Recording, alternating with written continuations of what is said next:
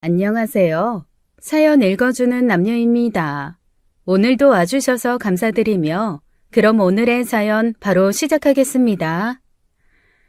안녕하세요. 저는 얼마 전 엄마를 이혼시킨 30대 여성입니다.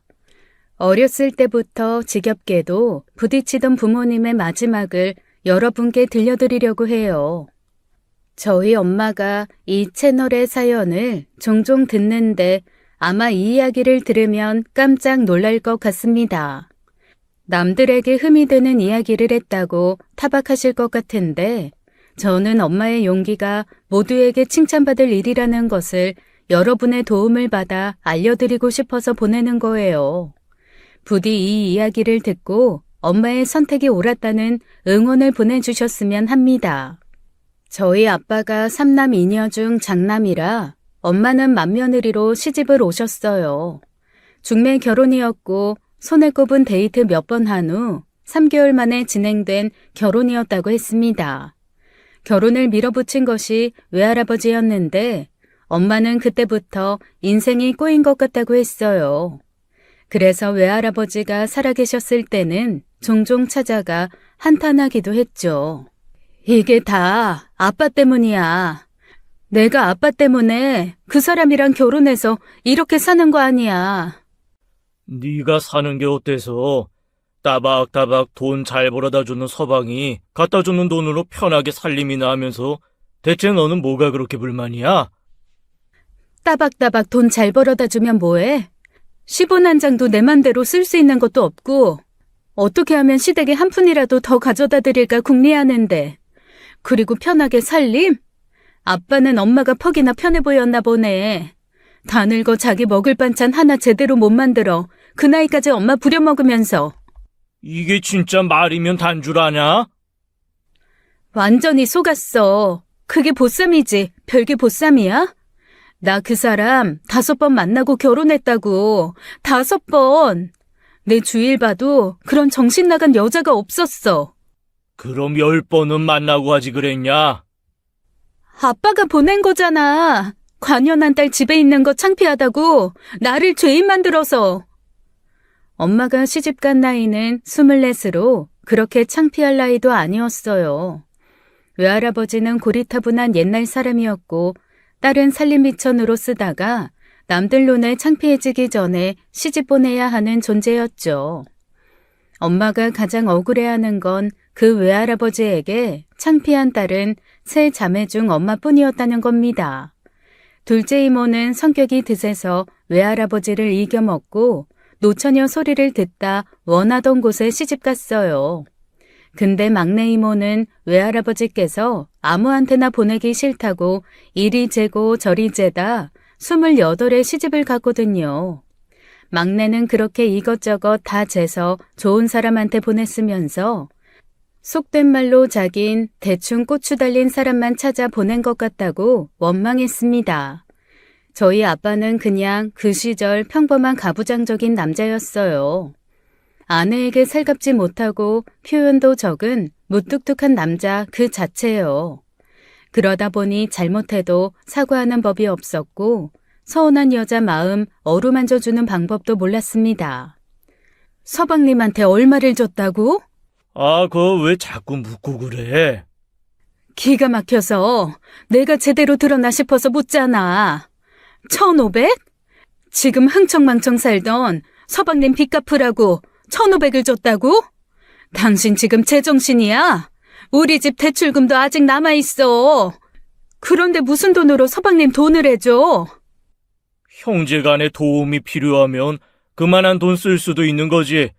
그리고 내가 명색이 맞이고 이 집안 장남인데 그깟 1,500도 못 써?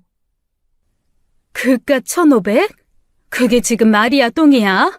나는 당신이 벌어오는 돈 한 푼이라도 더 아껴서 애들 키워보겠다고 종일 시장을 뺑뺑 돌아서 100원이라도 더 싼 데서 사.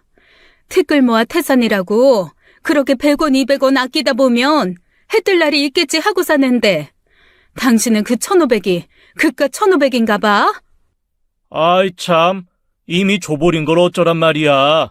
형제간에 도움 준 거 가지고 아주 사람을 들들. 그놈의 도움은 주기만 하고 받지를 못하니까 그렇지.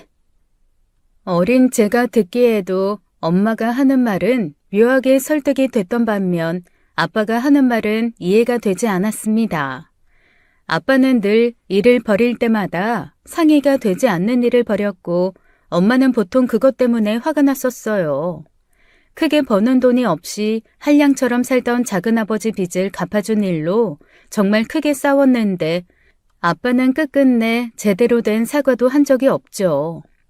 아이러니하게도 엄마는 평생 그게 그나마 위로가 되었었다고 해요. 원래 그런 사람이니까, 원래 그런 거 할 줄 모르는 사람이니까 어쩔 수 없다고요. 그런데 그게 아니란 걸 알았으니 얼마나 충격이었겠어요. 거기다 남아 선호 사상이 강한 친가의 시집살이도 말에 입 아픈 수준이었답니다. 할머니는 엄마가 애를 낳으면 주겠다고 전복과 낙지를 한 소쿠리 사다 놓고 처대로 딸인 저를 낳자 재수가 없다고 그걸 죄다 삶아 키우던 개를 줬다더라고요. 그 이야기는 할머니 본인에게 들은 이야기로 그게 뭐가 재밌다고 가끔 영웅담처럼 이야기하곤 했죠. 내가 진짜 그때 영연이 적어 나왔다는 얘기 듣고 얼마나 열불이 뻗치던지. 애미한테 죽을 써서 보내려다 아까워서 똘마니 개밥으로 다 줘버렸지. 하하. 똘마니 그건 도둑 들면 집이라도 지키니 줘도 아깝진 않더라. 그나마 다행인 건 할머니가 그런 이야기를 부끄러운 줄 모르고 할 때마다 고모들은 엄마 눈치를 살폈다는 거예요. 결혼 전엔 신경도 안 쓰더니 그래도 시집간 후에는 동변상련이라고 처지가 비슷해지니 엄마를 챙기더랍니다. 언니, 엄마 말 신경 쓰지 마. 엄마 저러는 거 뭐 하루 이틀이야? 아유, 아무리 어리다지만 영연이 제율이 듣는 데서 매번 저게 뭐야? 맞아. 진짜 엄마 저럴 때마다 내가 다 창피해 죽겠어. 나는 우리 시어머니가 은근히 아들 타령하면서 우리 소연이 동선의 아들이랑 차별하는 것도 열받아 죽겠던데. 대놓고 저럴 건 뭐야? 아무리 우리 엄마지만 진짜 이해 안 돼. 언니, 그냥 한 귀로 듣고 한 귀로 흘려버려. 알았지? 남편도 거들어주지 않는 외로운 싸움, 고모들이 거들어주니 그래도 견딜만 하더래요. 엄마가 입 밖으로 꺼내기 힘든 말도 서슴없이 하면서 대신 욕해주기도 했으니까요. 그나마 그건 약과로 남동생이 태어나기 전에는 사람을 말도 못하게 서럽게 하다가 이듬해 남동생이 태어난 후부터는 좀 나아졌답니다. 네 할머니 그제야 나한테 쓸모가 있다고 죽을 쏟아 주더라. 열어보니까 전복이랑 낙지를 얼마나 쏟아 부어놨던지. 그래서 맛있게 먹었어? 맛있게 먹긴. 보기만 해도 열이 받아서 외할머니 먹으라고 다 줘버렸지. 너 낳고도 못 먹은 전복죽 재율이 낳고 먹고 싶지도 않았고. 우리 엄마 의리 있네. 그래도 먹어야지. 그래야 기운도 더 빨리 차린다던데. 그 전복죽 먹다가 화병 나서 더 회복 안 될 것 같더라. 하여간 네 할머니는 그렇게 미운 짓만 해서 사람 속을 박박 긁는 재주가 있었어. 할머니와 할아버지는 남동생은 장손이라며 대놓고 저를 무시한 적도 많아요. 그래서 어렸을 때 저는 친가에 가는 것을 너무 싫어했고 엄마도 무척 스트레스를 받았죠. 멀지도 않아서 주말이면 미리 말도 없이 친가에 가자는 아빠 때문에 싸우기도 많이 싸웠고요. 준비해. 뭘? 뭐긴 뭐야, 집이지. 가서 점심이나 먹고 오게. 지난주에도 갔잖아. 뭘 또 가? 집에 가는데 또가 어딨어. 시간 되고 마음이 있으면 가는 거지. 그럼 당신이나 갔다 와. 나는 애들이랑 있을 테니까. 뭐? 가족은 한 몸이야. 하나로 움직여야지. 지금 혼자 독단적으로 구는 사람 당신뿐이야. 아, 재율이는 가고 싶겠네. 가면 아버님 장소 났다고 둥가둥가 해주니. 뭐야, 지금 당신 아버지가 영연이 재율이 차별에 가기 싫다는 거야? 이래저래 싫다는 거야. 그놈의 시집살이 나한테 하는 것도 모자라 영현이한테 하는 것 같으니 그렇지. 옛날 사람이잖아. 그 생각을 바꾸는 게 쉽지 않다고. 그냥 좀 적당히 맞추면 되는 거 아니야? 당신이랑 영형님만 참으면 문제가 없을 텐데 당신은 꼭 그렇게 문제를 만들어. 엄마가 그렇게 나오면 아빠는 엄마 때문에 하루를 다 망쳐버렸다는 티를 팍팍 내곤 했어요. 텔레비전을 보다가 신경질이 난다면서 리모컨을 던지고 기껏 점심을 차려놓으면 라면을 끓이는 식으로요. 그러다 오후가 되면 말도 없이 혼자 나가버리니 엄마는 속상해 혼자 눈물을 훔치는 날이 많았죠. 새삼스레 그 일을 떠올리며 대체 왜 그걸 다 참고 살았냐고 물으면 엄마는 늘 그랬습니다. 지금도 이혼이 그렇게 쉬운 일은 아니지만 그땐 더 그랬어. 니네 아빠가 바람 피운 것도 아니고 도박을 해서 재산을 잃은 것도 아니잖아. 결혼에 꾸린 가정보다 자기 부모 챙기는 효자였던 것뿐이니 그때 이혼했음 오히려 엄마가 손가락질 당했어. 에이 설마 누가 그런 걸로 손가락질을 해? 남의 가정사 얼마나 안다고. 그땐 분위기가 그랬어. 고작 그런 이유로 이혼해서 애들만 고생시킨다고 했는데 뭐. 주변에 너처럼 이혼하란 사람이 아무도 없었어. 그래도 좀 참고 살아보라고 했지. 엄마는 지금 생각해보면 그냥 때가 아니었던 것 같다고 했습니다. 그럼에도 두 사람 사이에 이혼 이야기가 오간 적이 있는데 그건 다름 아닌 제 입에서 나온 말이었어요. 사실 저는 기억이 없는 일인데 엄마 말로는 제가 7살 때였다고 했습니다. 여느 날과 다름없이 아침을 먹었다고 해요.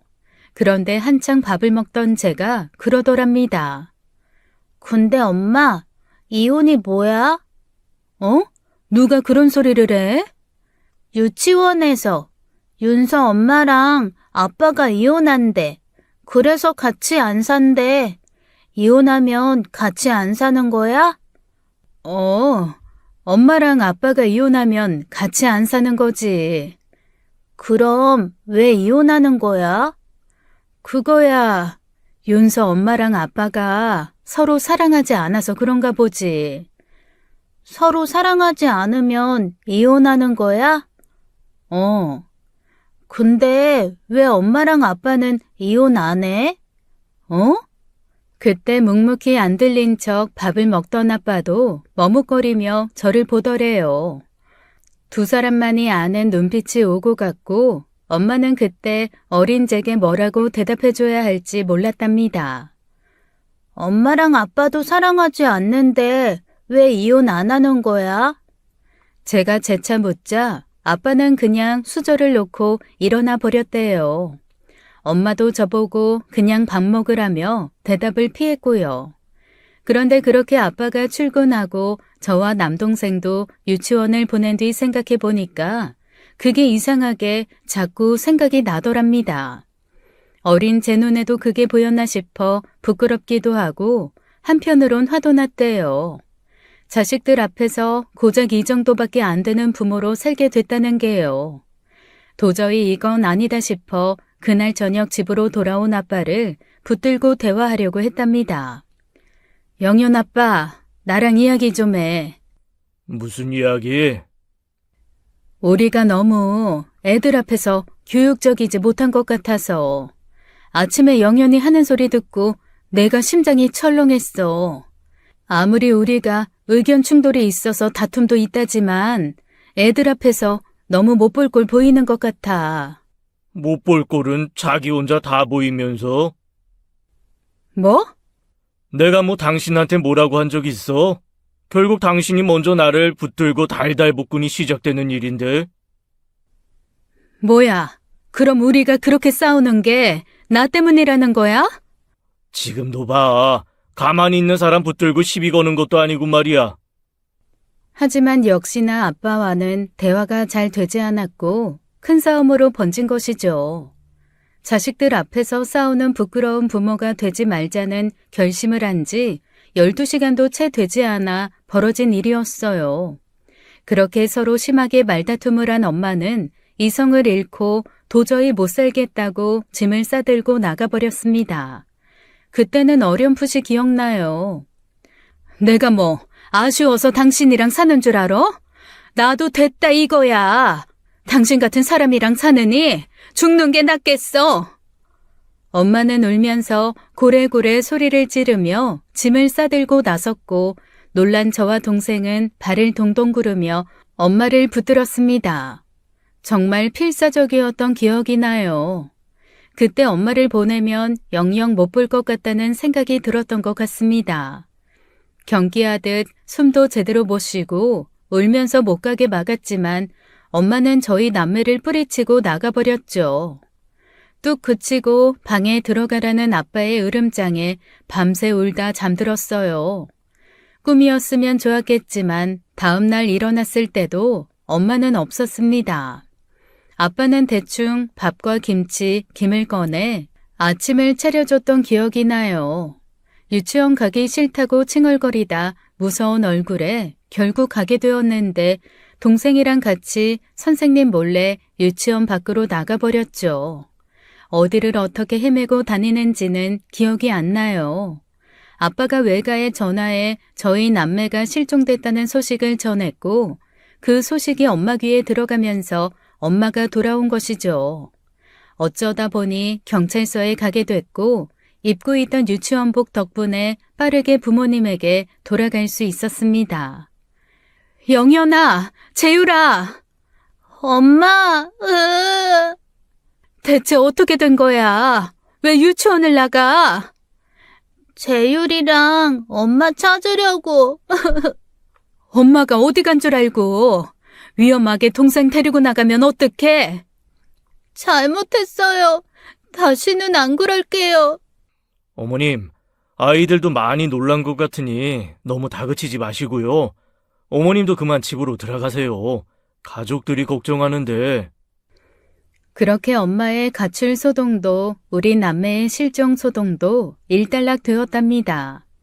그래도 그 일이 부부 사이에 어떤 계기가 되긴 했는지 그 뒤로 부모님이 크게 싸운 기억은 없습니다. 싸워도 저희가 없는 곳에서 싸우자는 룰이라도 생긴 줄 알았어요. 그런데 엄마한테 물어보니 정말로 그날 이후로는 사소한 말다툼은 했어도 서로 잡아먹을 듯이 싸운 적은 없다더라고요. 그러자고 한 것도 아닌데 그냥 그런 규칙이 생겼던 것 같습니다. 그 뒤로는 무난하게 살았어요. 부모의 역할에 충실하며 35년을 사셨죠. 그리고 아빠가 정년 퇴직을 앞둔 어느 날이었어요. 시골에 영동이네 어머님 쓰던 밭 있잖아. 거기 왜? 거기 내가 살까 하는데 시골집도 싹 리모델링하고.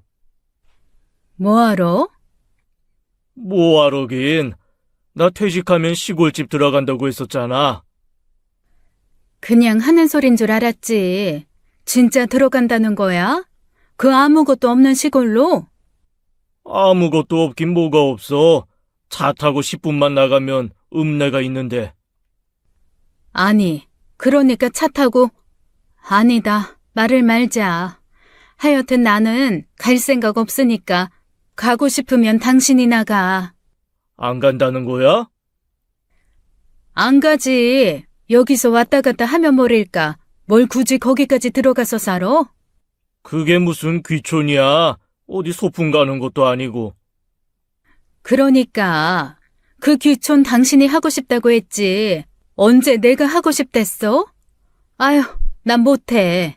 이렇게 편하게 살다가 어떻게 그 시골살이를 해? 시골 사는 게 어디 쉬운 일인 줄 알아? 얼마나 부지런 떨면서 살아야 하는데. 아빠의 귀촌 선언은 사실 처음 있는 일도 아니었습니다. 아빠는 전부터 종종 은퇴하면 시골 가서 살고 싶다는 이야기를 했었어요. 하지만 엄마는 요즘은 60대는 옛날 60대와는 달라서 계속 일을 해야 한다고 했죠.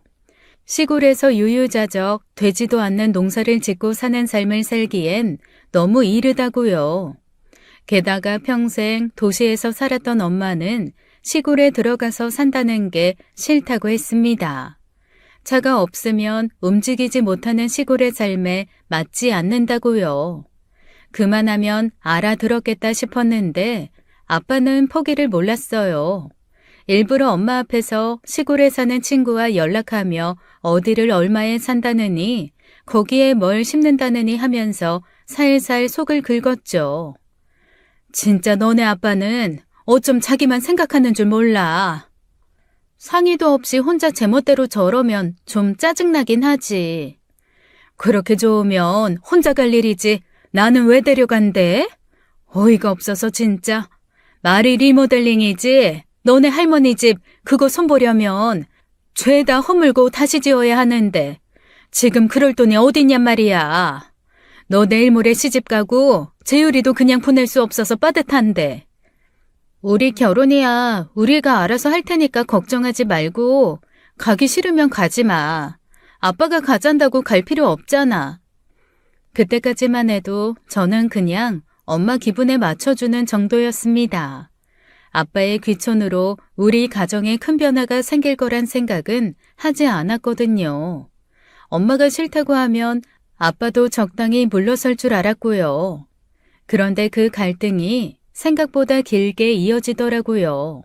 엄마는 제 결혼이 내일 모레라고 했지만 시까지는 반년이 더 남아있는 상황이라 저도 갑자기 거주지를 시골로 옮긴다는 게 내키지 않았어요. 그 몇 달이라도요. 연동이네 땅 샀어. 기어이 샀어? 정말 당신 왜 그래? 아, 나도 평생 처자식 먹여 살릴 쓰면 이제 내가 하고 싶은 거 하면서 살 수 있는 거 아니야? 당신만 처자식 위해 살았어? 나도 당신이며 애들 키우느라 하고 싶은 거 하면서 산 적 없어. 막말로 당신은 일 그만두면 은퇴라도 하지. 나는 일도 하고 밥도 하는데 나 은퇴시켜줄 거야? 바깥 일이랑 집안일이 같아? 다를 건 또 뭔데? 내가 뭐 어디 오지 산골로 가자고 해? 아유, 어머니 아버지 살던 곳으로 가자는 거잖아. 어머니 아버지도 잘만 살았어. 거기서 못 살 건 또 뭐야? 그리고 여기랑 고작 40분이야. 당신 원하는 마트며 친구 집이며 마음만 먹으면 나올 수 있잖아. 그거야 안 막혔을 때 일이지. 그리고 한번 들어와 살면 나가기가 쉬워? 나 장롱면 온 거 알잖아. 당신 나 나간다고 할 때마다 운전기사 노릇할 자신 있어? 하지. 왜 못해? 허이구 잘도 하겠네. 지금도 옆 동네 형숙이지 데려다 달라는 것도 귀찮은 데 팍팍 내면서 사람 무안을 주면서. 아버님이야 평생 나고 자란 동네고 어머님도 시집와서 수십 년을 익숙하게 살았으니 가능한 일이지. 나 결혼 전에도 저런 깡시골에선 살지 않았어. 거기서 살 수 있는 사람이 있고 안 되는 사람이 있는 거라고. 해보지도 않고 우길 건 뭐야? 사람은 적응의 동물이랬어. 다 사라진다고. 그러니까 내가 이 나이에 왜 그런 적응을 해야 하는데? 당신이나 가서 살아. 평소에도 두 사람이 의견 차이가 크긴 했지만 엄마가 이렇게까지 아빠의 뜻에 반기를 든 적도 없습니다. 결국 적당히 아빠 의견을 들어주고 툴툴대더라도 해달라는 건 다 해줬었어요. 물론 부부의 생활에 이렇게 큰 변화가 생길 만큼의 큰 문제도 아니었지만요. 어쨌든 엄마는 그게 버릇이 들어 이렇게 큰 문제를 만드나 보다며 후회했죠. 아빠는 엄마가 이렇게까지 반대할 거라곤 생각하지 못한 듯 했어요. 일단 일을 벌리면 순순히 따라올 거라고 생각했던 거죠. 그렇게 두 사람의 냉전은 생각보다 오래 지속되었고 아빠의 은퇴 시기는 점점 다가오고 있었습니다. 엄마의 두 번째 가출 사건이 일어난 것이 그쯤이었어요. 아빠가 제멋대로 인테리어 업체에 리모델링 계약을 해버린 겁니다. 당신 마음대로 해. 나는 이제 더는 당신이란 사람 감당하며 살 자신 없으니까. 시골집을 리모델링 하든 가서 옥수수를 심어먹고 살든 감자를 심어먹고 살든 이혼하고 재산 반절 떼주고 그러고 가. 뭐야? 내가 왜 당신한테 재산 반조를 줘? 당신이 싫든 좋든 적어도 이 집 재산의 반은 나한테도 권리가 있어. 억울하면 법정 가서 따져 묻고. 그 집에 돈 한 푼 쓰기만 해봐. 나는 그 길로 바로 이혼이니까. 시골집 살기 좋게 돈 좀 쓰겠다는데, 그게 이혼까지 할 일이야? 그냥 그대로 가서 살아. 우리가 돈이 뭐 흘러넘쳐? 곧 있으면 영연히 결혼이야. 재율이는 뭐 빈손으로 보낼 거야? 그거 아니더라도 우리가 지금 거기다 쓸 돈이 어딨어. 한 푼이라도 더 아껴놨다 노후로 써야 될 거 아니야. 당신 죽을 때까지 안 아플 자신 있어? 나는 없어. 나는 병원비도 아껴야겠고 그럴 돈 있으면 차라리 보험이나 적금을 들어야 한다고 본다고. 그럼 나는 대체 언제 하고 싶은 거 하고 사냐, 어? 나 그거 시골 가서 어머니 아버지 산소 돌면서 농사 짓고 사는 거, 그거 하나 하고 싶다는데, 그걸 못해줘서 지금 35년을 쇠가 빠지게 일만 한 서방한테 이혼 이야기를 해? 그러니까 그 쇠가 빠지게 한 고생은 너만 했냐고. 나 평생 우리 엄마 돌아가시기 전까지 제대로 만난 적도 없어. 명절이면 멀어서 안 된다. 차 막혀서 안 된다. 우리 집 멀다고 얼마나 찾아뵀냐. 너가 나 시켜서 네 부모 수발 들고 효도할 동안 너는 내 부모한테 뭘 했냐고.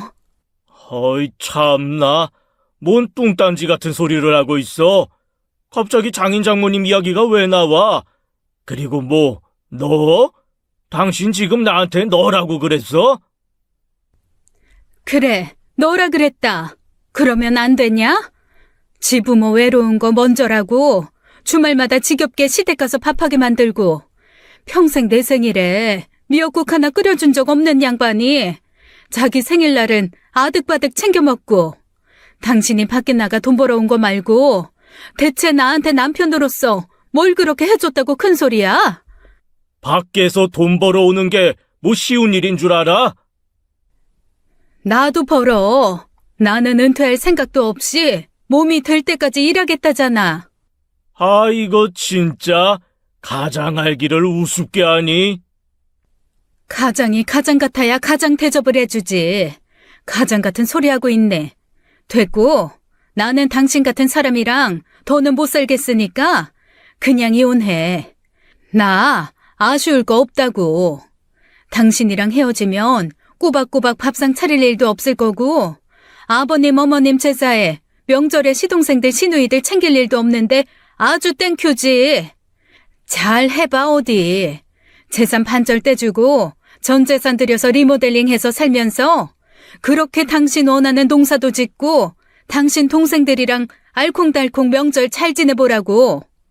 엄마는 씩씩거리며 되는 대로 물건을 챙기기 시작했습니다. 어안이 벙벙한 아빠는 그 모습을 어처구니 없이 바라보기만 했고요. 이건 아니다 싶은 표정이 역력했지만 붙잡진 못하더라고요. 엄마, 진짜 나가게? 그럼 진짜 나가지 내가 쉬하는 걸로 보여? 사돈한테는 잘 이야기해라. 그래도 자식 결혼 앞두고 이혼은 아니다 싶은데 오죽했으면 그랬겠냐고. 아마 이해해 주실 거다. 아니, 이 사람이 진짜? 그렇게 엄마는 나가버렸어요.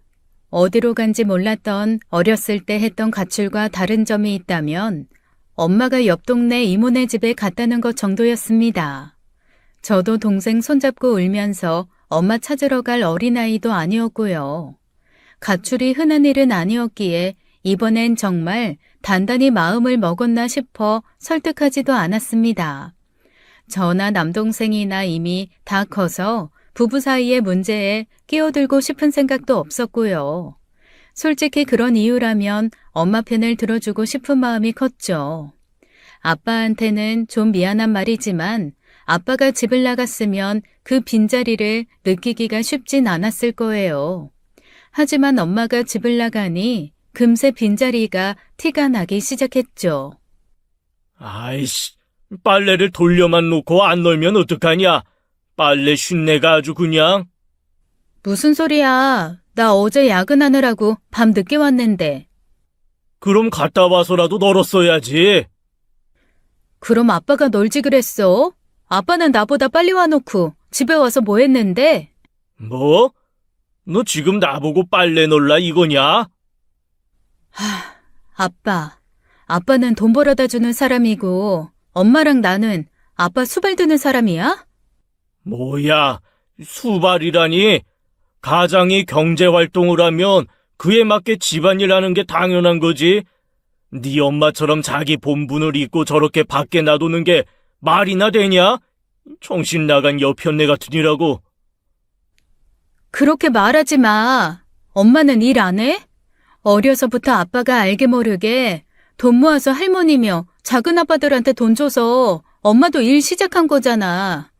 아빠가 그 경제활동의 주체라고 내세우며 집안일 강요하고 싶으면 적어도 그만큼 돈이나 벌어오고 말해야 하는 거 아니야? 엄마도 아빠만큼 고생했다고. 밖에서 일해야 하지. 안에서는 집안 살림해야 하지. 투잡이 뭐야? 할머니 살아계실 때는 꼬박꼬박 할머니까지 챙기고 쇠가 빠지게 일한 건 아빠가 아니라 엄마고 은퇴해야 하는 것도 엄마야. 이게 어디서 말대답을 따박따박. 진짜. 아빠랑 한 집에서 못 있겠다. 나 오늘 밖에서 잘 거니까 그렇게 알아. 야, 배영현, 이리 안 들어와. 야! 그렇게 내지르고 집을 나왔지만 속이 후련하진 않았습니다. 저도 아빠 고생한 거 왜 모르겠어요. 아빠 입장에서는 할머니며 형제들까지도 책임져야 할 식구들이다 보니 더 힘들었겠죠.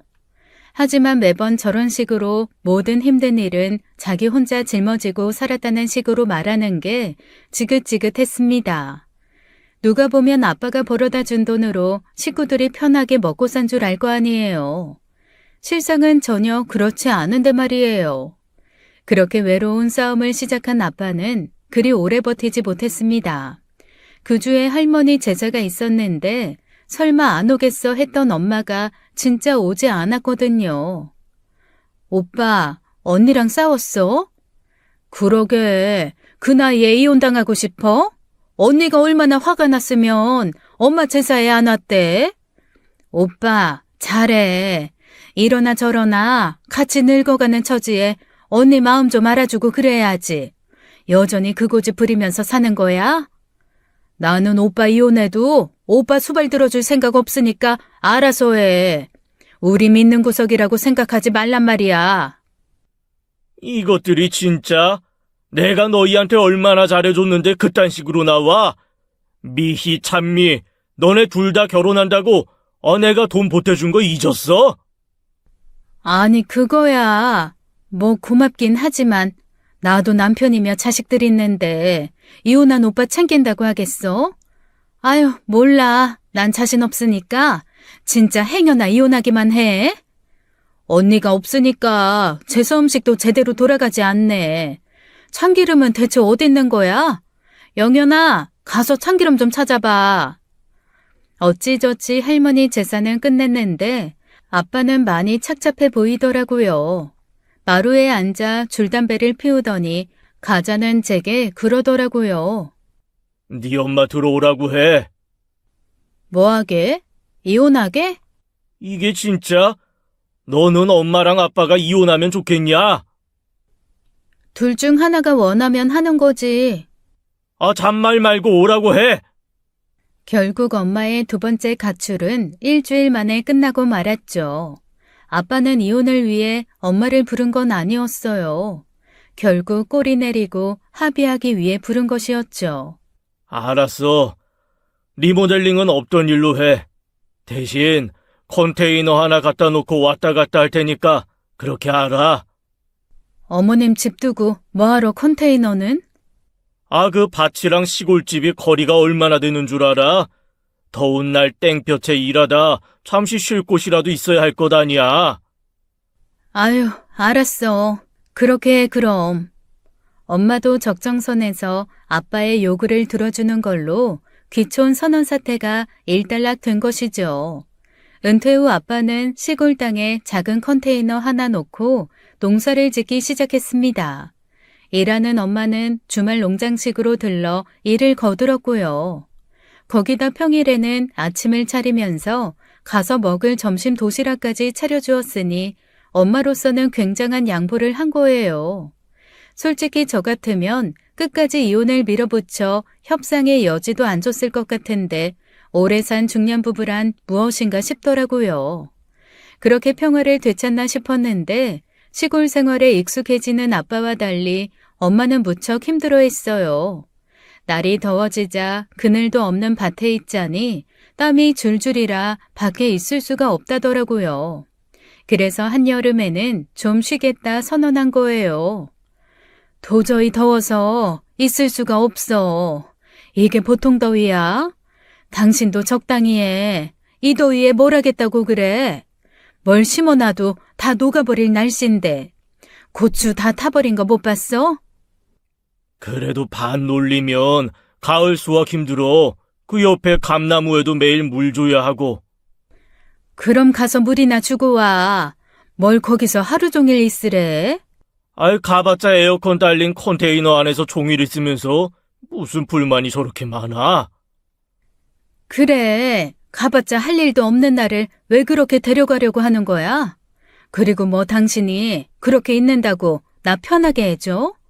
여기까지 와서 전기세 쓸 생각만 한다고 구시렁구시렁. 나 못 가겠으니까 이번 주부터 도시락 싸들고 혼자 가. 실제로 엄마는 며칠 동안 더위 먹은 증상 때문에 많이 힘들어했어요. 평생 쭈그려 앉아 밭을 메거나 걸음을 접은 일도 없는 사람이니 없던 무릎 통증까지 생겼더라고요. 아빠도 어렸을 때 할아버지 일을 도와 해봤다지만 도시 생활이 30년이 넘었는데 농사가 쉽겠나요?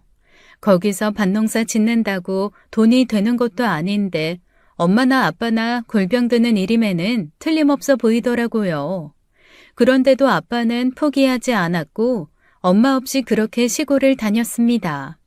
그게 결국 두 사람이 이혼하게 된 결정적인 계기가 돼버리고 말았지만요. 나중에 이혼하고 난 뒤에 엄마한테 물었어요. 그때 아빠가 혼자 가게 내버려 두지 않았더라면 하는 후회는 없냐고요. 엄마는 조금의 후회도 없는 얼굴로 결국 벌어질 일이었다고 하더라고요. 여보, 당신 도시락 놓고 갔어. 가져가. 뭐? 기껏해야 주차장이면서 뭘 힘들다고? 애써 도시락 챙겨놓은 사람 생각해서 가져가. 아휴, 그럼 말든지. 진짜 네 아빠 밉상. 왜? 다시 오기 귀찮대? 대충 사다 먹으면 된다고? 필요 없대. 농사 짓는 게 무슨 돈 버는 일인 줄 아는데 쓰는 돈이 더 많을 거다. 내가 갖다 줄까? 됐어. 이미 출발한 모양인데. 이따 점심에 내가 먹지 뭐. 어느 순간 아빠는 혼자 시골에 오고 가는 일이 익숙해진 모양이더라고요. 날이 선선해지면서 엄마한테 같이 가자고 할 줄 알았는데 그런 말도 없고요. 그건 다행인 일이었습니다. 아빠가 자연스레 혼자 시골에 가게 되면서 엄마랑 말다툼을 할 일이 현저히 줄었거든요. 완연한 가을이 됐는데도 가잔 소리도 없으니 오히려 엄마가 눈치를 보더라고요. 당신 요즘 혼자 힘들지 않어?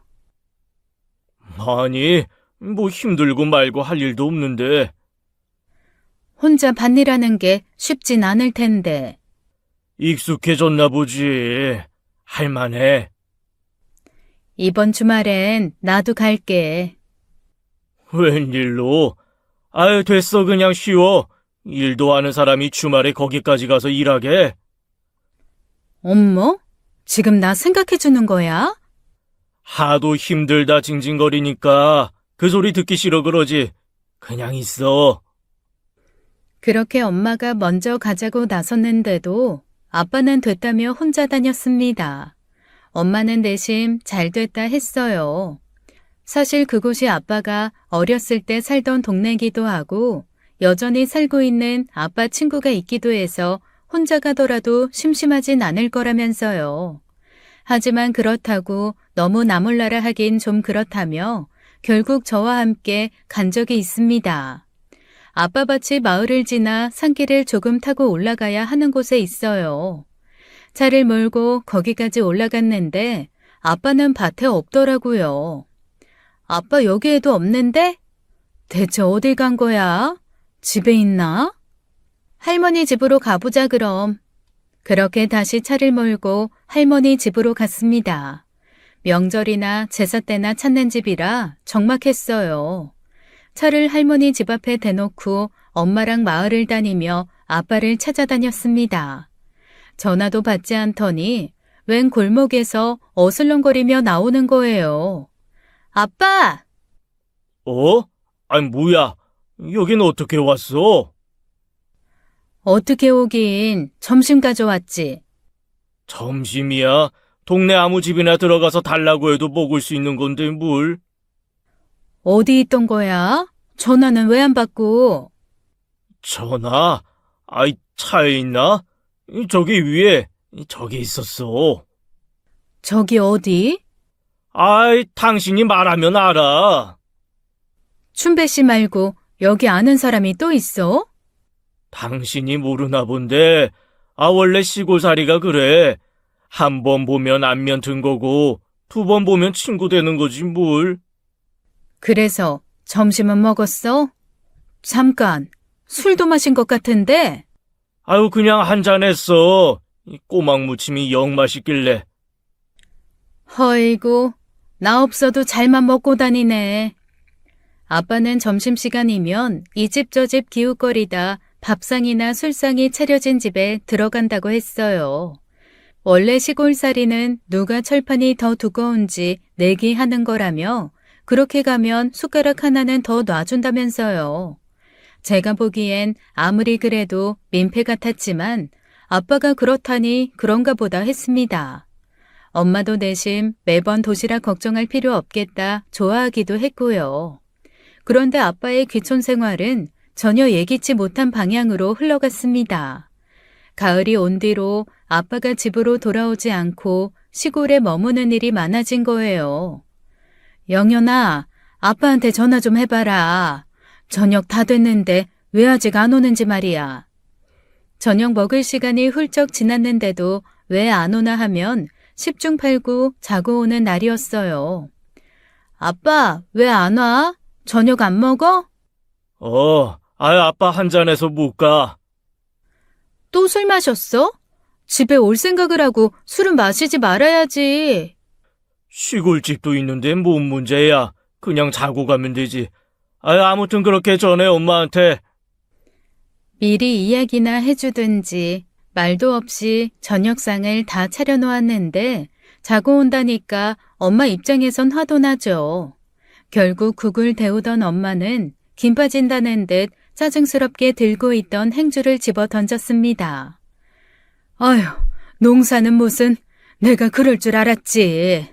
밤낮 없이 놀면서 친구들 만나 술이나 마시려고 귀촌 노래 부른 거야. 이번 달만 해도 벌써 몇 번째래? 아님 은근히 시위하나? 생각이 바뀌어서 시골살이 하고 싶다고 하는 걸 수도 있잖아. 1년 내내 거기서 자고 온데도 내가 그 집에 들어가 살 일은 없을 테니 알아서 하라 그래. 으이구, 미리 말이나 하든지 사람 개고생 시키는 것도 아니고. 영연이 너나 얼른 와서 먹어. 그렇게 아빠가 시골에 머무는 시간이 많아지자 엄마는 없던 자유가 생겼다고 좋아했어요. 그렇다고 마냥 좋아하기만 한 것도 아니고 이젠 도시락이 아니라 일주일치 반찬을 싸다 줬습니다. 아빠가 안 올 때는 제가 가서 준 적도 있어요. 그날도 그랬습니다. 아빠가 나흘째 집에 들어오지 않던 날이었는데 엄마가 김치 떨어질 때 됐을 거라며 시골집에 넣어주고 오라고 시킨 거예요. 그래서 엄마가 바리바리 싸준 반찬을 가지고 시골집 냉장고에 넣어놓고 온 김에 아빠를 보고 가려고 밭에 갔는데 없었습니다. 그래서 다시 마을에 내려와 이 골목 저 골목을 어슬렁거리며 아빠를 찾으러 다녔어요. 저도 어렸을 때부터 숱하게 드나들었던 동네라 익숙했죠. 그러다 어느 집 앞을 지나는데 그 집에서 아빠가 쑥 나오는 거예요. 반찬 좀 가져가라니까. 됐어, 너 먹어. 집사람이 챙겨주는 반찬도 많은데. 내가 해준 반찬이 더 맛있다며. 엄마 또래나 돼 보이는 여자가 아빠한테 눈웃음을 살살 치며 붙어 나오더라고요. 순간 기분이 언짢아 걸음을 멈추고 보았는데 저를 발견한 아빠는 당황한 기색이 역력했습니다. 영연아, 아이 너 어쩐 일이냐? 어쩐 일은 엄마가 아빠 반찬 가져다 주라고 해서 왔지. 전화를 하지는. 했지. 아빠가 안 받았잖아. 그랬나? 시골이라 전화가 안 터지나. 오빠 딸? 우리 큰딸. 인사해라. 아빠 중학교 후배. 아, 네. 안녕하세요. 어머, 오빠 닮았다. 전쟁통에도 잃어버리지 않겠어. 저는 그때 그 여자를 처음 본 건 아니었습니다. 할머니가 살아계셨을 때도 이 동네에 살던 여자였는데 제가 알기론 중학교 졸업 후 어디 공장에 갔다가 이혼 후에 고향으로 내려온 걸로 알고 있어요. 소문으로는 바람을 피워 양육권도 다 뺏기고 자식들이랑도 척지고 사는 여자라고 했고요. 할머니가 살아계실 적에 동네 사람들한테도 손가락질 받던 여자였어요. 그런 여자가 아빠 곁에 척 붙어 있는데 좋을 리가 있나요? 게다가 새파랗게 칠한 손톱하며 금 장신구 주렁주렁 매달고 있는 모양새가 귀티가 나 보이긴커녕 좀 천박해 보이는 사람이었습니다. 왜 그 집에서 나와? 점심 먹으러 오라고 그래서 갔어. 그 아줌마 소문 좀 별로지 않아? 남들이 말하는 그런 쓰잘데기 없는 말들을 신경 써서 뭐해. 밥도 주고 이것저것 챙겨주는 게 얼마나 많은데. 혼자 사는 것도 아니고 가정도 있는 사람이 괜히 구설수 오를 만한 짓은 하지 마. 처음엔 그 사실을 그냥 저만 알고 있을까 했어요. 근데 아무래도 너무 찝찝한 거예요. 요즘 들어 집에 안 들어오려고 하는 것도 그렇고요. 그래서 결국 엄마한테 이야기하게 된 것이죠. 그 여자 집에서 나왔다고? 네 아빠가? 눈웃음 치면서 반찬 좀 가져가지 하는데 너무 별로더라고. 뒤늦게 바람난 건 아니겠지? 바람날 사람이 없어 그런 천박한 여자랑? 네 할머니 그 여자 욕할 때 네 아빠도 같이 욕하던 여자야. 근데 아빠는 그 아줌마 싫은 기색이 아니던데? 아무래도 좀 찝찝하고 수상해. 엄마는 애써 그 사실을 외면하려 하는 것 같았지만 저는 아무래도 그냥 넘어갈 수 없었습니다. 그래서 종종 시간이 될 때마다 시골에 가서 아빠가 뭐하고 지내는지 살폈어요. 그럴 때마다 밭을 메고 있거나 컨테이너에서 밥을 먹고 있었죠. 괜한 의심으로 오해를 했나 싶던 어느 날이었어요. 엄마가 굉장히 심각한 표정으로 식탁에 앉아 무언가를 보고 있는 거예요. 무슨 일 있어? 에휴, 이것 좀 봐봐. 엄마가 건네준 건 아빠의 카드 고지서였습니다. 세부 내역을 볼 필요도 없이 너무 큰 금액이 찍혀 있어서 깜짝 놀라 세부 내역을 봤어요. 무려 430만 원이나 되는 결제 금액이 있었는데 알고 보니 그건 백화점에서 쓴 돈이었죠.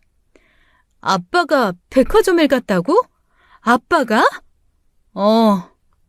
평생 백화점은 화장품 냄새 때문에 머리 아파서 가기도 싫다던 사람이? 이 정도면 어디 명품관 들어간 거 아니야?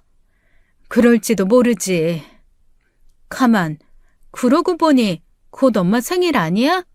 어머, 혹시 엄마 생일이라고? 참나, 말도 안 되는 소리를. 저는 혹시나 싶었지만 엄마는 웃기지도 말라며 콧방귀를 뀌었어요. 네 아빠, 내 생일에 미역국은커녕 껌 한 개도 준 적이 없는 사람이야. 근데 갑자기 나한테 이렇게 큰 돈을 쓴다고? 그것도 정신 나간 여자들이나 들고 다닌다고 했던 명품을? 그럼 설마 다른 여자한테 주려고 샀다는 거야? 잠깐만, 혹시 그 아줌마 아니야? 누가 됐든 내가 아니라는 건 분명하지. 아, 기가 막혀서. 지금 아빠 바람난 거야, 설마? 너는 어떻게 생각하는데? 그냥 뭐가 고마워서 선물로 샀다 그러면 넘어가도 될 일이야? 아니지. 뭐가 얼마나 고맙다고 평생 자기 와이프한테도 안 준 수백만 원짜리 선물을 줘? 일단 영연히 너는 모른 채 하고 있어. 어쩌게. 증거를 확실히 잡아야지. 엄마는 씩씩거리며 신경질적으로 카드 고지서를 가져다 화장대 서랍에 쑤셔 넣었어요. 기어이 이런 문제가 생기는구나 싶어 마음이 착잡해지더라고요. 그렇게 며칠을 두고 봤습니다. 그런데 확실한 심증을 잡을 수 있는 일이 생긴 거예요. 아빠한테 반찬을 주고 내려가는 길이었는데 그 여자가 마을 입구에서 걸어오고 있는 겁니다. 딱 430만 원짜리 같이 보이는 명품 가방을 메고 말이에요. 엄마도 봤는지 금세 낯빛이 어두워졌어요. 아무래도 정황상 그 백화점에서 산 것이 그 여자에게 간 것은 분명해 보였습니다. 그렇다고 바람이라고 확신하기엔 부족한 감이 있었어요. 엄마는 마음의 준비가 필요해 보였고 그렇게 며칠 아빠에게 하고 싶은 대로 하라며 방심할 시간을 주었죠. 오라고 하지도 않았고 반찬도 충분하니 갈 필요 없지 않냐고 당분간 찾아가지 않을 것처럼 한 거예요. 그리고 엄마는 결심이 섰는지 저를 불렀습니다. 영연아, 가자. 괜찮겠어? 2판 4판이지. 아니면 말고 아니겠어? 이제 진짜 끝낼 때가 됐나 보다. 엄마는 결연한 표정으로 집을 나섰어요. 그리고 시골로 향하는 차 안에서 한마디의 말도 없었죠. 그렇게 저희는 곧장 그 여자 집으로 갔습니다. 굳이 밭으로 가볼 필요도 없었어요. 그 마을 특성상 대문은 딱히 걸어 잠그지 않아서 마당까지는 수월하게 들어갔죠. 옆집 개가 인기척을 느끼고 지저댔지만 누구도 안에서 나오는 사람이 없었습니다. 그렇게 방에 붙어 있는 창 가까이 붙었을 때였어요. 안에서 남자와 여자가 히덕거리는 소리가 들려왔죠. 헉하게 하는 낯뜨거운 소리와 더불어서요. 내가 자기 산삼 먹인 보람이 있나 봐. 산삼 탓이겠어? 그까짓 거 안 먹어도 나는 힘이 넘치는데. 아니던데. 확실히 요즘엔 힘이 더 좋아졌어. 나 죽는 줄 알았잖아. 근데 내가 밭에다 쓸 힘을 여기다 써서 밭을 못 매. 우리 마누라가 밭농사 짓는다더니 가지고 온 거 없다고 야단인데 뭐 어디서 사서 들어가야 하나? 산다고? 아하하, 그거 재밌다. 그래, 어디 못난이 감자 그런 거 사다가 농사 지었다고 해. 아유, 가야겠다. 뭘 사서 들어가든 농사 흉내는 내야지. 벌써 가게? 아, 더 이따 가지. 가서 물도 줘야 하고 오늘은 집에 들어가 봐야지. 너무 안 들어가도 의심한다니까. 저는 엄마 손을 꽉 쥐었습니다. 엄마는 창문을 무섭게 노려보고 있었어요. 곧이어 그 집 문이 열리더니 아빠가 허리춤에 벨트를 채우며 나오는 겁니다. 그리고 마당에선 저희 모녀를 보곤 귀신이라도 본 듯 화들짝 놀라더라고요. 여보! 오빠, 이거 놓고 갔어. 이거 어머. 아빠들을 이어 여자가 나왔는데 저는 뒤로 자빠질 뻔했어요. 얇은 끈으로 된 원피스를 입고 있었는데 아무리 자기 집 마당이라지만 조금만 숙여도 젖가슴이 훤히 보이는 그런 옷이더라고요. 그걸 보니 오히려 제가 뚜껑이 열려 가만히 있을 수가 있어야죠. 아빠, 지금 미쳤어? 그게 아니라, 나 여기 지금 밥 먹으러. 영연아, 그냥 가자. 엄마, 가자 그냥. 엄마는 낯빛이 희게 질려 있었습니다. 당장이라도 쓰러질 것만 같았어요. 그래서 어쩔 수 없이 엄마를 부축해 차로 데려왔고 집으로 가는 동안에도 엄마는 한마디도 하지 않았습니다. 그리고 집에 오자마자 안방에 들어간 엄마는 짐승 같은 소리를 내며 오열하더라고요. 저는 살면서 그렇게 처절한 비명이 섞인 울음을 들어본 적이 없습니다. 35년을 함께 산 남편이 바람핀 장면을 목격했으니 그 심정이야 말로 다 못하죠. 아직 식도 안 올린 저는 감히 가늠도 할 수 없는 마음이었어요. 그날 밤 엄마의 울음은 오래도록 계속되었습니다. 아빠는 들어오지 않았고요. 이튿날 집으로 돌아온 아빠에게 엄마는 이혼 서류를 내밀었어요. 간밤에 온갖 서름을 다 토해낸 듯 지친 표정이었습니다. 재산은 일단 6대4로 나눠. 그리고 영연이 재율이 결혼할 때 각자 얼마간 더 주는 걸로 하고. 무슨 소리야? 6대4라니? 그것도 많이 쳐준 거야. 쓸데없는 싸움하고 싶지 않으니까 그렇게 해. 우리 이혼 당신 탓이잖아. 위자료 받을 거 생각하면 그 정도 될 거니까 그렇게 해. 이혼은 누구 마음대로 이혼이야. 난 이혼 못해. 뭐? 지금 제정신이야? 당신이 뭔가 오해를 한 모양인데 나 그렇게... 닥쳐. 뭐? 아이 당신...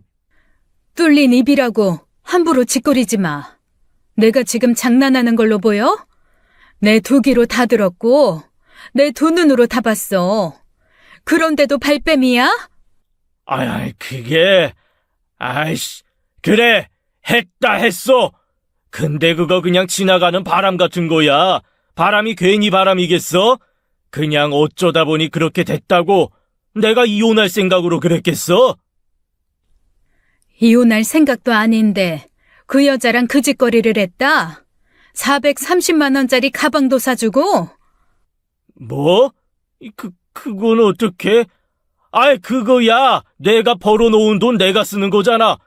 그런 것까지 캐고 다니는 거야? 카드를 쓰면 집으로 카드 내역이 온다는 사실도 잊었지? 하긴 당신은 평생 회사나 다녀봤지 집에 오는 고지서 한번 뜯어본 적이 없으니까. 내가 설마 했지. 설마 내 생일이라고 은퇴할 때까지 옆에서 잘 버텨줘서 고맙다고 그래서 준비했나. 잠시라도 그런 헛된 희망을 가진 내가 미친년이지. 미안한데 내가 당신한테 그런 꼴 보이려고 한 건 아닌데. 제발 좀 닥쳐. 그냥 닥치고 이혼이나 한다고 해. 내 뜻대로 하겠다고 하라고. 누가 당신 변명 듣고 싶다고 했어? 그 멍청한 소리 듣고 싶다고 했냐고. 여보. 여보 소리도 하지 마. 아주 지긋지긋해. 내가 당신이랑 살아서 이렇게 살 줄 알았으면 진작에 이혼했을 텐데. 당신이랑 살면서 그 숱하게 겪은 이혼 위기를 그냥 넘기는 게 아니었는데. 아휴, 내 팔자야. 당신이랑 살아서 무슨 부귀영화를 누리겠다고. 아휴. 잦아들었던 엄마의 서름은 다시 폭포처럼 쏟아졌습니다. 아빠도 결국 아무 말도 하지 못하고 고개를 푹 숙였죠. 바람을 피워놓고도 절대 이혼은 안 된다던 아빠는 결국 이혼 서류에 도장을 찍고 말았어요. 그렇게 두 사람은 35년간의 부부 생활의 종지부를 찍었습니다. 참 허무하리만큼 간단하더라고요. 그 와중에 제 결혼식이 있어 식은 올렸어요. 그리고 식이 끝나고 나서 깔끔하게 두 사람은 갈라섰죠. 엄마는 집을 팔아 정확히 아빠 몫을 나눠주었고 이사도 했고요. 그렇게 된 후 엄마 혼자 있는 게 신경 쓰여 종종 엄마 집에 갔는데 엄마가 넋을 놓고 있다가 그러더라고요. 영연아, 엄마 잘한 거 맞겠지? 뭘? 이혼을? 당연하지. 그 꼴을 보고 어떻게 살아? 그래. 근데 주변에서 하도 바람 눈 감아준 사람 많다니까 내가 너무 참을성이 없나 싶어서. 엄마, 말도 안 되는 소리 하지 마. 그냥 넘어갈 수 있는 사람도 분명 있겠지. 근데 엄마가 한 번도 안 참아줬다고 뭐라고 하는 사람 있으면 그 사람이랑 어울리지도 마. 잘한 거야. 대단한 용기라고. 용기? 그래, 용기일 수도 있겠다. 저는 엄마 세대 어른들이 이해가 안 될 때가 많아요. 제가 보기엔 충분히 이혼 사유가 되는 일도 어떤 이유에서인지 고민하는 것도 그렇고요. 확실한 아빠의 잘못으로 이혼을 해놓고도 스스로 잘한 일인지 아닌지 확신을 갖지 못하는 엄마를 볼 때마다 답답하기도 합니다. 이모 말로는 의외로 배우자가 바람을 피웠더라도 용서를 구하면 용서해주는 사람들도 많대요. 그러니 아빠도 용서를 구하면 용서받을 수 있을 거라고 생각했을 거라고요. 35년으로 부부로 산 세월은 그게 잘 안 될 수도 있다더라고요. 제가 아무리 당연한 일이라고 이야기를 해도 엄마 귀에는 잘 안 들어가는 것 같아요. 그래서 여러분의 도움을 구하고 싶은 겁니다. 용서했어야 할 일이 아니라 용기를 내 결단을 내렸어야 할 일이었다는 것이라고요. 그러니 아주 잘한 일이고 앞으로 제2의 인생을 즐기시라는 응원을 해주시면 감사하겠습니다. 더불어 엄마와 같은 사정을 지닌 분들에게도 말씀드리고 싶어요. 용서가 아니라 용기를 내라고 말이에요. 지금까지 사연 읽어주는 남녀였습니다. 끝까지 시청해주신 여러분 감사드리며 저희는 다음 사연으로 돌아올게요. 감사합니다.